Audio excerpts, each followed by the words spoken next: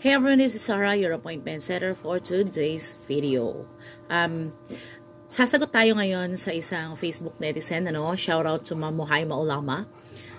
Tanong niya sa atin, hello po, good evening po, magpapatulong lang po ako kasi wrong spelling po yung national ID ko. I mean, hindi siguro to wrong spelling, kasi detail siguro to. Baka namali po kasi sila.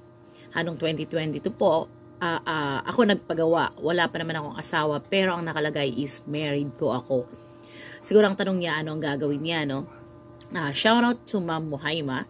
Ma'am, pumunta po kayo sa pinakamalapit na PhilSys office or PhilSys center kung meron po sa malapit sa inyo, and pumunta po kayo doon, bring with you your national ID and necessary documents like PSA birth certificate, ganyan.